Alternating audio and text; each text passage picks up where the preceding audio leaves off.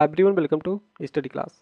आज की क्लास में हम फिजिकल डिवीजन के अंतर्गत या भारत के भौतिक विभाजन के अंतर्गत हम जो इंडो गंगेटिक ब्रह्मपुत्र प्लेन है, जिसे उत्तर भारत का विशाल मैदान कहा जाता है, उत्तर भारत का विशाल मैदान कहा जाता है, उसके बारे में चर्चा करेंगे। तो इसे इंडो गंगेटिक ब्रह्मपुत्र प्लेन कहा जाता है। इसके पीछे कारण क्या है कि यह जो मैदान है, इस मैदान का निर्माण हिमालय से निकलने वाली जो नदियां हैं, जैसे Sindh rivers, Ganga rivers, Brahmaputra river के द्वारा लाए गए अवसाद के निक्षेपण से इस मैदान का निर्माण हुआ है। इस कारण से इसे इंडो गंगेटिक ब्रह्मपुत्र प्लेन कहा जाता है।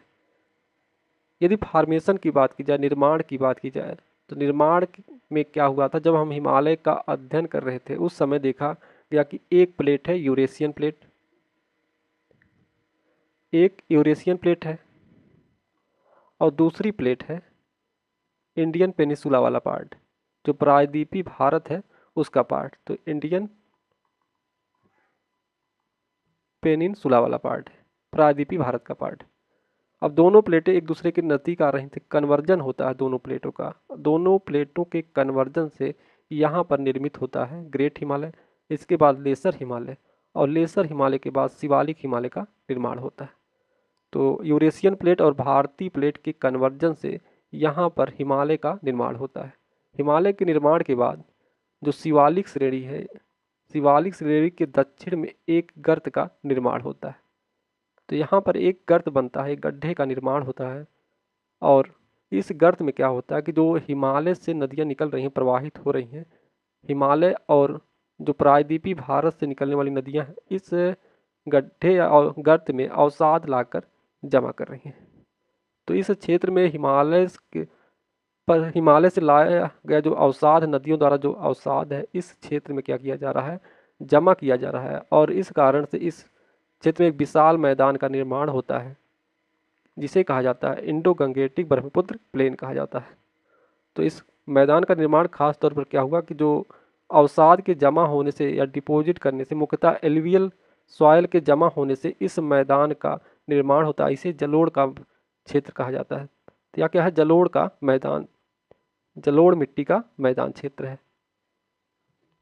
तो हमने देखा यूरेशियन प्लेट और इंडियन प्लेट का कन्वर्जन हो रहा है। कन्वर्जन से एक गर्त बनता है, और उस गर्त में हिमालय और प्रायद्वीपीय भारत से जो नदियां निकल रही हैं, इस क्षेत्र में अवसाद जमा कर रही हैं, और अवसाद जमा होने के कारण इसमें क्या होता है, एक विशाल मैदान का निर्माण होता है, जिसे कहा जाता है उत्तर का विशाल मैदान, या इसे इंडो गंगेटिक ब्रह्मपुत्र प्लेन कहा जाता है। तो जो उत्तर का विशाल मैदान है, उसका विस्तार देखा जाए, लगभग 3200 किलोमीटर तक यह फैला हुआ है। तो इसकी लंबाई कितना है, 3200 किलोमीटर तक यह क्षेत्र फैला हुआ है। और यह क्या है, उत्तर का विशाल मैदान क्या है, एक निक्षेपणात्मक या निक्षेपण के द्वारा निर्मित मैदान है। तो यह क्या है, एक निक्षेपण द्वारा निर्मित मैदान है। चौड़ाई की बात की जाए तो इसकी पश्चिम में चौड़ाई क्या है, ज़्यादा है, पश्चिम में चौड़ाई ज़्यादा है, जबकि पूरब में यह चौड़ाई क्या है, कम है। तो पूरब में चौड़ाई कम है। पश्चिम में औसत ऊंचाई देखा जाए तो औसत चौड़ाई देखा जाए तो लगभग 300 किलोमीटर के आसपास है, जबकि पूरब में यह चौड़ाई कितनी हो जाती है, 90 किलोमीटर के आसपास है। तो यहाँ क्या है, जलोढ़ का क्षेत्र, जलोढ़ मैदान है, क्योंकि यह निक्षेपित मैदान है। क्यों, यहाँ पर हिमालय द्वारा जो नदियाँ के द्वारा जो अवसाद जमा किया गया, उनके द्वारा क्या हो रहा है, इस मैदान का निर्माण हो रहा है। तो इसे कहा जाता है इंडो गंगेटिक ब्रह्मपुत्र प्लेन कहा जाता है। अब बात कर ली जाए विभाजन की। दो प्रकार से विभाजित किया गया है, एक है भौतिक विभाजन, फिजिकल डिवीजन किया गया है, और दूसरा है क्षेत्रीय विभाजन। तो इसका विभाजन दो प्रकार से किया गया है, एक है भौतिक विभाजन और दूसरा है क्षेत्रीय विभाजन। भौतिक विभाजन की बात की जाए तो इसको चार पार्ट में डिवाइड किया गया है। एक है भाबर का मैदान, तराई का मैदान, एलुवियल प्लेन, जिसमें दो पार्ट है, एक है बांगर क्षेत्र और एक भागर क्षेत्र है, और चौथा है डेल्टा प्लेन। उसी प्रकार रीजनल डिवीजन की बात की जाए तो राजस्थान प्लेन आता है इसके अंतर्गत, पंजाब हरियाणा का प्लेन है, तीसरा है गंगा का प्लेन, और चौथा है ब्रह्मपुत्र का प्लेन। तो यहाँ पर स्थित है, पहला है राजस्थान का प्लेन, दूसरा आता है पंजाब का प्लेन, जो कि सिंध और उसकी सहायक नदियों द्वारा इस मैदान का निर्माण हुआ है, इसे कहा जाता है पंजाब प्लेन। इसके बाद गंगा और उसकी सहायक नदियों द्वारा इस मैदान का निर्माण हुआ। इसे कहा जाता है गंगेटिक प्लेन कहा जाता है या गंगा का मैदान कहा जाता है। इसमें 3 पार्ट हैं, अपर गंगा है, मिडिल गंगा है और लोअर गंगा है। इसके बाद ब्रह्मपुत्र के द्वारा जो निर्मित मैदान है जिसे कहा जाता है, जो कि मुख्यतः असम क्षेत्र में है, इस कारण से इसे असम का मैदान भी कहा जाता है। तो यह ब्रह्मपुत्र के द्वारा निर्मित मैदान है असम का मैदान, इसे ब्रह्मपुत्र का मैदान भी कहा जाता है। तो सबसे पहले हम जो भौतिक विभाजन किया गया है उसके बारे में चर्चा करेंगे। भौतिक विभाजन की बात की जाए तो इसको 4 पार्ट में डिवाइड किया गया है। पहला पार्ट है भाबर का प्रदेश, भाबर क्षेत्र। भाबर क्षेत्र की बात की जाए तो यहाँ पर स्थित है ग्रेट हिमालय, यह है ग्रेट हिमालय। ग्रेट हिमालय के बाद दक्षिण में आते हैं तो यहाँ पर स्थित है लेसर हिमालय, और लेसर हिमालय के दक्षिण में आते हैं तो यहाँ पर स्थित है शिवालिक रेंज, और शिवालिक रेंज के दक्षिण में 3200 किलोमीटर तक फैला या क्या है उत्तर भारत का विशाल मैदान है। और उत्तर भारत का विशाल मैदान और हिमालय का जो शिवालिक रेंज है उसको जो अलग करने वाला जो भ्रंश है उसे कहा जाता है एच कहा जाता है, हिमालयी फ्रंटल फाल्ट कहा जाता है। हिमालयी फ्रंटल फाल्ट के दक्षिण में आते हैं लगभग 8 से 10 किलोमीटर की चौड़ाई में फैला हुआ है भाबर क्षेत्र। तो पहला पार्ट है भाबर क्षेत्र जिसकी लंबाई है क्या है 8 से 10 किलोमीटर, इसकी चौड़ाई है। तो इसकी चौड़ाई क्या है 8 से 10 किलोमीटर तक यह फैला हुआ है, और यह शिवालिक पाद के दक्षिण में स्थित है। और यह जो जल भाबर क्षेत्र है यहाँ पर बड़े आकार के कंकड़ एवं पत्थर पाए जाते हैं। तो इस क्षेत्र में बड़े आकार के कंकड़ एवं पत्थर पाए जाते हैं, क्योंकि यहाँ से जो हिमालय से जो नदियाँ प्रवाहित हो रही हैं और नदियों द्वारा हिमालय का अपर्दन किया जा रहा है, अपर्दन से जो अवसाद नदी द्वारा लाया जा रहा है इस क्षेत्र में जमा किया जा रहा है। तो इस क्षेत्र में क्या होगा कि बड़े बड़े पत्थर या कंकड़ पत्थर पाए जाएंगे, और इस कारण बड़े कंकड़ पत्थर पाए जाने के कारण क्या होगा कि इनकी पारगम्यता अधिक होती है, और यहाँ पर क्या होता है कि नदियाँ अदृश्य हो जाती हैं। तो इस क्षेत्र में क्या होगा, नदियाँ अदृश्य हो जाएंगी,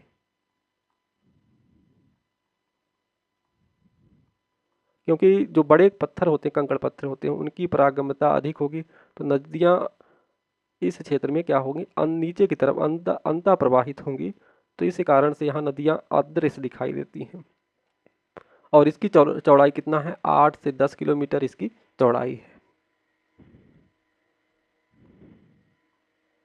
और यह क्षेत्र क्या है, बड़े कंकड़ और पत्थर से निर्मित क्षेत्र है। इस कारण से इस क्षेत्र में कृषि की जो संभावना है वह नगण्य है। तो कृषि यहाँ पर नहीं की जाती है। तो कृषि के लिए क्या है, अनुपयुक्त क्षेत्र है या भाबर क्षेत्र।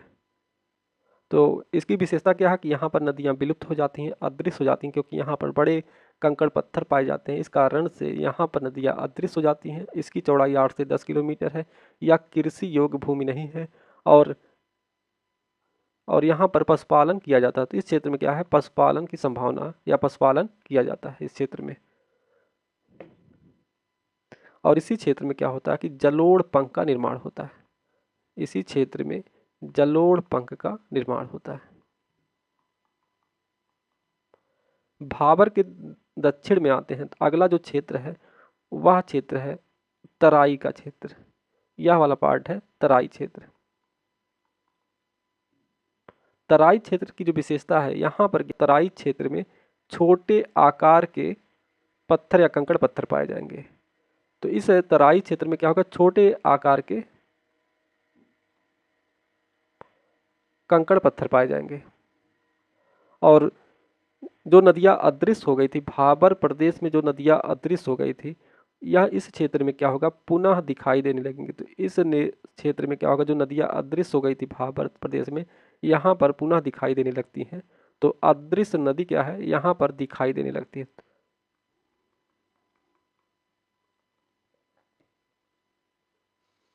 और तराई क्षेत्र क्या है, क्ले मिट्टी के द्वारा निर्मित है या दलदली क्षेत्र होता है, और इस कारण से इस क्षेत्र में कृषि की जो संभावना है कम है। तो इस क्षेत्र में कृषि की संभावना कम होती है। दलदली क्षेत्र होने के कारण यहाँ पर वनों का विकास अधिक होगा और जीवों के लिए उचित स्थान होगा। तो यहाँ पर वनों का विकास अधिक होता है और जीवों के लिए, जो जीव जंतु हैं उनके लिए एक उचित स्थान होता है। तो इस कारण से यहाँ पर देखेंगे कई प्रकार के कई वन अभयारण्य पाए जाएंगे या नेशनल पार्क पाए जाएंगे, जैसे Dudhwa national park, Kaziranga national park आदि इस तराई क्षेत्र में पाए जाते हैं। काजीरंगा स्थित है असम में और दुधवा नेशनल पार्क स्थित है उत्तर प्रदेश में। तो जीवों के लिए उपयुक्त स्थान है, जो जीव जंतु हैं उसके लिए उपयुक्त स्थान है और यहाँ पर वनों की सघनता पाई जाती है। और यह क्या है, एक दलदली क्षेत्र है और कृषि की संभावना यहाँ पर क्या है, नगण्य है। तो कृषि की संभावना यहाँ पर नगण्य है, लेकिन वनों को काट कर क्या किया जा रहा है, कृषि, कुछ क्षेत्रों में वनों को काट कर कृषि की जा रही है। तो हमने तराई के बारे में देखा, इसकी जो विस्तार है वह 10 किलोमीटर से लगभग 20 किलोमीटर तक फैला हुआ है। और यहाँ पर जो नदियाँ, भाबर क्षेत्र में जो अदृश्य नदियाँ थी वहाँ पुनः दिखाई देने लगती हैं इस तराई क्षेत्र में। और यह कृषि के लिए अनुपयुक्त क्षेत्र है, लेकिन यहाँ पर वनों की सघनता पाई जाती है इस तराई क्षेत्र में। तराई क्षेत्र के बाद जो अगला पार्ट आता है वह है एलुवियल प्लेन, या जिसे कहा जाता है जलोढ़ मैदान। जलोढ़ मैदान के दो पार्ट हैं, एक है बांगर और दूसरा है खादर। जो पुराना जलोढ़ है, पुरानी जलोढ़ मैदान मृदा है, उसे कहा जाता है बांगर कहा जाता है, जबकि जो नवीन जलोढ़ मृदा है उसे कहा जाता है खादर कहा जाता है। तो जो बांगर होगा वह नदियों से थोड़ा दूर पाया जाएगा, और जबकि खादर क्या है, नदियों के जो बाढ़ ग्रस्त एरिया जहाँ नदियाँ बार बार प्रवाहित हो रही हैं जिस क्षेत्र में आज, वहाँ पर क्या पाया जाएगा, खादर पाया जाएगा। तो यदि मान लिया जाए यह क्या है, रिवर है, तो रिवर के दोनों किनारे जो बी वाला क्षेत्र है, यहाँ पर नदियों का द्वारा बार बार इस क्षेत्र में क्या किया जाएगा, निक्षेपण किया जाएगा। तो बी क्षेत्र में क्या किया जाएगा, नदियों द्वारा बार बार निक्षेपण किया जाएगा, और निक्षेपण के कारण, बार बार निक्षेपण के कारण यहाँ पर क्या होगा, नवीन जलोढ़ मृदा पाई जाएगी जिसे कहा जाता है खादर कहा जाता है। तो यहाँ पर नवीन जलोढ़ मृदा पाई जाएगी उसे खादर कहा जाएगा। नदियों के जलोढ़ खादर के बाद जो अगला क्षेत्र है वह है ए वाला जो पार्ट है, यह नदियों से दूर है। नदियों से दूर होने के कारण यह बाढ़ग्रस्त एरिया से थोड़ा दूर है। यहाँ पर कभी कभार यदि बाढ़ आ रहा है, इस क्षेत्र में ए में कभी कभार बाढ़ आ रहा है, तो यहाँ पर क्या होगा, जो मिट्टी पाई जाएगी इस क्षेत्र में वह पुरानी जलोढ़ मृदा पाई जाएगी और जिसे कहा जाता है बांगर कहा जाता है। तो यह पुरानी मृदा होगी, ए क्षेत्र में क्या पुरानी मृदा पाई जाएगी, तो इसे कहा जाता है बांगर कहा जाता है। और बी क्षेत्र में नवीन मृदा पाई जाएगी, जलोढ़ मृदा पाई जाएगी जिसे कहा जाता है खादर कहा जाता है। में क्या होगा कि यहाँ पर यह है बांगर क्षेत्र। बांगर क्षेत्र में क्या होगा कि बार बार यहाँ मिट्टी का अपरदन किया जा रहा है। तो मिट्टी के अपरदन से क्या होगा, जो नीचे स्थित जो कंकड़ पत्थर हैं दिखाई देने लगते हैं, इस प्रकार ऊपरी सतह पर दिखाई देते हैं, इसे कहा जाता है भूर कहा जाता है। और इसी बांगर क्षेत्र में पाया जाता है रेह। रेह क्या है कि जो सिंचित क्षेत्र होता है, सिंचित क्षेत्र में क्या होता है कि जो स्थल है या बांगर क्षेत्र है, बार बार सिंचाई करने से क्या होगा कि ऊपरी सतह पर सफ़ेद परत जम जाती है। तो ऊपरी सतह पर सफ़ेद परत जम जाती है नमक की, जिसे कहा जाता है रेह कहा जाता है। तो यह बांगर क्षेत्र में पाया जाता है। और बांगर क्षेत्र में क्या होगा कि यहाँ पर भूर पाया जाएगा। भूर में क्या है कि अपरदन द्वारा जो ऊपर की तरफ कंकड़ पत्थर दिखाई दे रहे हैं उसे कहा जाता है भूर कहा जाता है। और जो सफ़ेद परत दिखाई देगी ऊपरी सतह पर बार बार सिंचाई करने से सिंचित क्षेत्र में, तो उसे कहा जाता है रेह कहा जाता है। तो हमने, इसके बाद आता है अगला डेल्टाई क्षेत्र। डेल्टाई क्षेत्र नदियाँ क्या होती हैं, आगे चलकर जो नदी है उसका प्रवाह जो कम हो, तीव्र से मंद हो जाता है। आगे नदियों द्वारा जो प्रवाह है, नदी प्रवाह है, वह क्या हो जाता है, मंद हो जाता है। मंद होने के कारण यहाँ पर अवसाद जमा करती है, अवसाद का जमाव होता है, और इसी अवसाद के जमाव से क्या होता है, डेल्टा का निर्माण होता है। डेल्टा का जो उच्च भूमि होता है, डेल्टा का जो उच्च भूमि होता है उसे कहा जाता है चार्स कहा जाता है। और जहाँ पर निरंतर पानी का जमाव होता है जिस क्षेत्र में, उसे कहा जाता है बेल से कहा जाता है, उसे बेल कहा जाता है। हालांकि हम जब नदी के बारे में पढ़ेंगे तो डेल्टा के बारे में विस्तार से समझेंगे। तो हमने देखा जो भौतिक विभाजन किया गया है उत्तर भारत के विशाल मैदान का, जिसमें भाबर है। भाबर में क्या होता है कि बड़े आकार के कंकड़ पत्थर पाए जाते हैं और इस कारण से इसकी परागम्यता अधिक होती है। परागम्यता अधिक होने के कारण क्या होगा कि इस क्षेत्र में नदियां विलुप्त हो जाएंगी, अंतः प्रवाहित होती हैं। और इस क्षेत्र में पशुपालन किया जाता है। हालांकि कृषि की संभावना यहाँ पर कृषि के लिए अनुपयुक्त क्षेत्र है और इसी क्षेत्र में जलोढ़ पंख का निर्माण होता है। आगे जो अगला पार्ट था वह तराई पार्ट था। तराई में क्या होगा कि यहाँ पर जो नदियाँ अदृश्य हुई थी भाबर क्षेत्र में, वहाँ दृश्यमान हो जाती हैं, पुनः दिखाई देने लगती हैं और कृषि के लिए क्या है, यह अनुपयुक्त क्षेत्र है। और यहाँ पर दलदली भूमि होने के कारण यहाँ पर वनों का विकास ज़्यादा हुआ है। वनों के विकास के कारण यहाँ पर वन्य जीव पाए जाएंगे और इस कारण से इस क्षेत्र में तमाम नेशनल पार्क दिखाई देते हैं। तो अगला जो पार्ट था एलुवियल प्लेन था। एलुवियल प्लेन में हमने देखा दो पार्ट है। जलोढ़ मृदा को दो भागों में विभाजित किया गया, एक बांगर और दूसरा खादर। खादर में क्या है कि जो नवीन जलोढ़ मृदा उसे खादर कहा जाता है और जो बांगर क्या है, जो पुरानी मृदा है, सॉयल है या एलुवियल प्लेन है, एलुवियल सॉयल है, उसे कहा जाता है बांगर कहा जाता है। और फिर हमने डेल्टा के बारे में समझा। तो हमने भौतिक विभाजन के बारे में देखा। अब हम जो रीजनल डिवीजन किया गया है उत्तर भारत के विशाल मैदान का, जो क्षेत्रीय विभाजन किया गया है उसके बारे में समझेंगे। तो क्षेत्रीय विभाजन के अंतर्गत हमने देखा, विभाजन की बात की जाए तो उत्तर भारत के विशाल मैदान को 4 भागों में डिवाइड किया गया है। तो उत्तर भारत के विशाल मैदान को 4 भागों में डिवाइड किया गया है।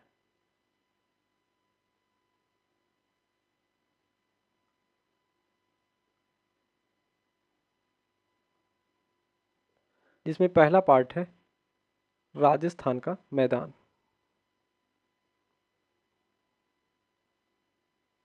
राजस्थान प्लेन। दूसरा पार्ट है पंजाब प्लेन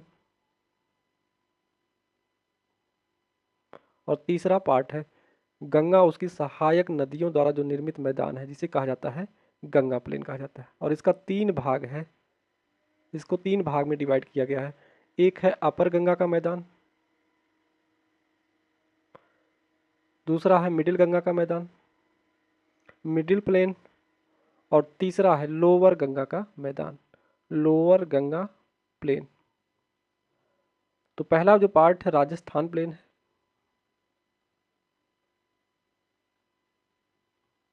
दूसरा पार्ट है पंजाब प्लेन। पंजाब प्लेन की बात की जाए तो यह जो मैदान है या सिंधु की जो सहायक नदियां हैं उनके द्वारा निर्मित मैदान है पंजाब प्लेन। और तीसरा है गंगा प्लेन, गंगा का मैदान, गंगा और उसकी सहायक नदियों द्वारा निर्मित मैदान है। और इसमें 3 पार्ट है, अपर गंगा, दूसरा है मिडिल गंगा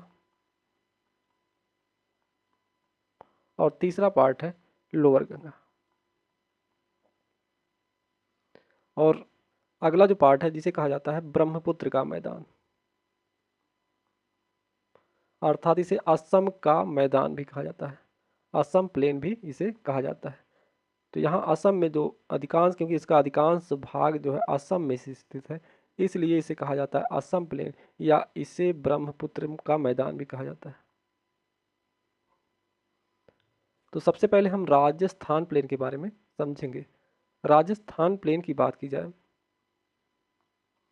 तो यह अरावली के यहाँ पर स्थित है। अरावली, यह है अरावली पर्वत श्रेणी और अरावली पर्वत श्रेणी के पश्चिम में राजस्थान का मैदान है या राजस्थान प्लेन है। राजस्थान प्लेन का जो पश्चिमी पार्ट है वह डेजर्ट एरिया है और जो पूर्वी पार्ट है राजस्थान प्लेन का अरावली तक का, या उसे कहा जाता है बांगर कहा जाता है, इसे बांगर कहा जाता है। तो राजस्थान प्लेन का जो पूर्वी भाग है इसे कहा जाता है बांगर कहा जाता है और जो पश्चिमी भाग है वह मरुस्थलीय क्षेत्र है। और बांगर में जो उपजाऊ मिट्टी पाई जाती है उसे कहा जाता है रोही। उसे रोही कहा जाता है। रोही क्या है? जो बांगर के क्षेत्र में जो उपजाऊ मिट्टी है उसे कहा जाता है रोही कहा जाता है। और इसमें जो राजस्थान प्लेन में जो प्रमुख रिवर प्रवाहित होती है वह रिवर है लूनी रिवर। तो इस क्षेत्र में जो प्रमुख नदी है वह है लूनी रिवर्स। और यह क्या है? अंतः प्रवाह। इस नदी को का जो जल है अंतः प्रवाह है। तो यहाँ पर जो नदियाँ पाई जाती हैं अंतः प्रवाहित नदियाँ होती हैं। जब यह नदियाँ का जो उद्गम क्षेत्र है, उद्गम से क्या होता है आगे जब मैदान में पहुँचती हैं तो यहाँ पर नदियाँ गायब हो जाती हैं, विलुप्त हो जाती हैं। इसका अंतः प्रवाह होता है इस नदियों का। तो इस क्षेत्र में जो नदियाँ पाई जाएंगी इनका क्या होगा? अंतः प्रवाह होगा। तो हमने देखा राजस्थान प्लेन में दो पार्ट है। जो सबसे पश्चिमी पार्ट है वह डिजर्ट एरिया है या मरुस्थलीय क्षेत्र है। और जो मरुस्थलीय क्षेत्र के बाद जो जिसका विस्तार अरावली तक का है उसे कहा जाता है राजस्थान का बांगर क्षेत्र कहा जाता है। और बांगर में जो उपजाऊ मिट्टी पाई जाती है उसे कहा जाता है रोही कहा जाता है। और राजस्थान प्लेन का जो दक्षिणी पार्ट है यहाँ पर क्या था कि दक्षिणी पार्ट की ऊंचाई समुद्र तल से लगभग 20 मीटर तक है। तो इसकी जो पश्चिमी पार्ट दक्षिणी पार्ट है उसकी ऊंचाई क्या है? समुद्र तल से 20 मीटर तक है। तो यह जो क्षेत्र है अरब सागर के अपगम के कारण बना है। पहले क्या था कि यहाँ अरब सागर था, अरब सागर का जल था। जब नॉर्थ की तरफ इंडियन प्लेट शिफ्ट हुआ तो जल पीछे की तरफ छूट गया। तो जो साउथ प्लेन है, साउथ एरिया है, यह अरब सागर के अपगम के कारण बना है।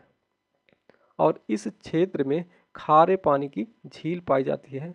प्रमुख खारे पानी की झील पाई जाती है जिसमें सांभर झील है, डिडवाना झील है,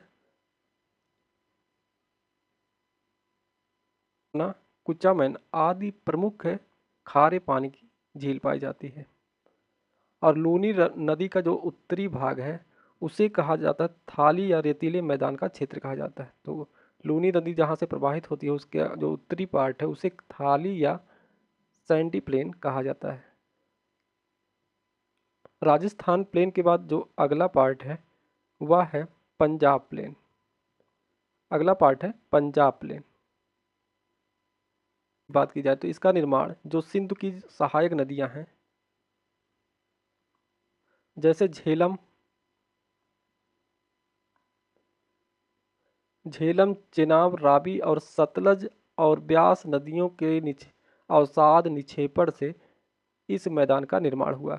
और इस क्षेत्र में जो यह मैदान है दोआब से मिलकर बना हुआ है। तो यह मैदान क्या है? दोआब से मिलकर बना हुआ है। दोआब क्या होता है? जहाँ दो नदियाँ मिलती हैं आपस में, यह ए है और यह बी है, इनके जो बीच का क्षेत्र है उसे कहा जाता है दोआब क्षेत्र। और इस क्षेत्र में प्रमुख दोआब पाए जाते हैं। पहला है बिस्ट जालंधर दोआब। बिस्ट और जालंधर दोआब की बात की जाए तो यह ब्यास और सतलज नदी के मध्य में स्थित है। तो जो बिस्ट दोआब है यहाँ पर स्थित है बिस्ट दोआब।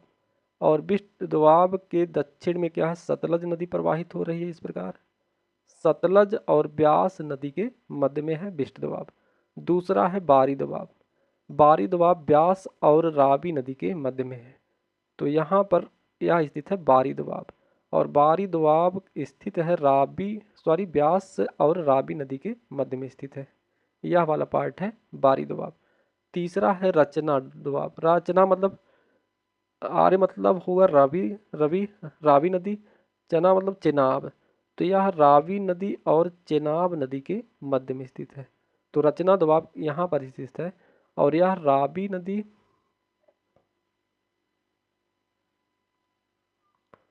नदी और चेनाब नदी का जो मध्य क्षेत्र है दोआब क्षेत्र है उसे कहा जाता है रचना दोआब। अगला है चज दोआब। चज दोआब चेनाब नदी और झेलम नदी के मध्य में है। तो चेनाब और झेलम के मध्य के क्षेत्र को कहा जाता दोआब के क्षेत्र को कहा जाता है चज दोआब। चा मतलब चेनाब और जा का हुआ अर्थ हुआ झेलम। एक है सिंध सागर दोआब। सिंध सागर दोआब स्थित है सिंध रिवर और झेलम रिवर के मध्य में स्थित है। तो सिंध और झेलम के मध्य जो स्थित है उसे कहा जाता है सिंध सागर दोआब। तो यह मैदान क्या है, दोआब से निर्मित है। इसमें प्रमुख दोआब पाए जाते हैं बिष्ट दोआब, बारी दोआब, रचना दोआब, जज दोआब और सिंध दोआब पाए जाते हैं। और यहाँ के जो बांगर होते हैं, बांगर का मैदान होता है उसे बैडलैंड भी कहा जाता है। यहाँ का जो बांगर मैदान है उसे कहा जाता है बैंडलैंड भी कहा जाता है, बैडलैंड। और पर्वतीय जो क्षेत्र है, नदियों द्वारा जो अपर्दन किया गया है जो पर्वतीय भाग का, उसे कहा जाता है चोस कहा जाता है। तो पर्वत का वह पार्ट जो नदियों द्वारा अपर्दित कर दिया गया है उसे कहा जाता है चोस कहा जाता है। पंजाब मैदान के बाद जो अगला पार्ट हमारा है वह है गंगा का मैदान। गंगा का मैदान, और इसको 3 पार्ट में विभाजित किया गया है। पहला पार्ट है अपर गंगा प्लेन, दूसरा पार्ट है मिडिल गंगा प्लेन और तीसरा पार्ट है लोअर गंगा प्लेन। 3 भाग में डिवाइड किया गया है। तो यहाँ पर स्थित है अपर गंगा, दूसरा पार्ट है मिडिल गंगा और तीसरा पार्ट है लोअर गंगा। गंगा प्लेन है गंगा और उसकी सहायक नदियों द्वारा यह निर्मित मैदान है। तो गंगा और उसकी सहायक नदियाँ जैसे यमुना, यमुना की सहायक नदियाँ चंबल, केन, बेतवा आदि, इनके द्वारा क्या है इस मैदान का निर्माण किया गया है। अपर गंगा में क्या है, जो पार्ट आता है रुहेलखंड वाला पार्ट आता है। रुहेलखंड के बाद अवध का जो मैदान है अपर गंगा के क्षेत्र में आता है, अवध मैदान। वहीं मध्य गंगा के मैदान में जो पूर्वी उत्तर प्रदेश है और पश्चिमी बिहार शामिल है। पूर्वी उत्तर प्रदेश और बिहार शामिल है। बिहार के अंतर्गत जो क्षेत्र आता है जिसमें सारण का मैदान, मिथिला, मगध और मिथिला आता है। और जो लोअर गंगा है इसका क्षेत्र देखा जाए तो यह मुख्यतः कहाँ स्थित है, पश्चिम बंगाल में स्थित है। तो गंगा का प्लेन, गंगा का मैदान गंगा और उसकी सहायक नदियों द्वारा निर्मित मैदान है। इसमें 3 भाग है, उच्चावच के आधार पर विभाजन किया गया। Upper Ganga plain, middle Ganga plain और लोअर गंगा प्लेन में विभाजित किया गया। और इसी लोअर गंगा के क्षेत्र में जो डेल्टाई क्षेत्र है, गंगा के द्वारा निर्मित, गंगा और ब्रह्मपुत्र के द्वारा जो निर्मित डेल्टाई क्षेत्र है इस क्षेत्र के अंतर्गत आता है। अगला जो पार्ट है वह है ब्रह्मपुत्र का प्लेन या ब्रह्मपुत्र का मैदान, जिसे असम का मैदान भी कहा जाता है। तो यह जो मैदान है ब्रह्मपुत्र द्वारा लाए गए अवसाद से निर्मित मैदान है। ब्रह्मपुत्र नदी द्वारा लाए गए अवसाद से यह निर्मित मैदान है जिसे कहा जाता है ब्रह्मपुत्र प्लेन कहा जाता है, और इसे असम का मैदान भी कहा जाता है। और इसी ब्रह्मपुत्र नदी के बीच में स्थित है एक माजुली द्वीप स्थित है, जो कि किसी नदी में स्थित सबसे बड़ा द्वीप कहाँ स्थित है, ब्रह्मपुत्र नदी में स्थित है, और यह है असम क्षेत्र में। तो नदी में स्थित सबसे बड़ा द्वीप कौन है, माजुली द्वीप विश्व का। और यह ब्रह्मपुत्र की नदियों द्वारा जो लाया गया अवसाद जमा होने के कारण इस द्वीप का निर्माण हुआ है। में हमने उत्तर भारत का विशाल मैदान जिसे नॉर्दर्न प्लेन कहा जाता है, जो कि इंडस, गंगा और ब्रह्मपुत्र नदियों द्वारा निर्मित मैदान है, उनके बारे में चर्चा की। तो आज की क्लास बस यहीं समाप्त करते हैं। धन्यवाद।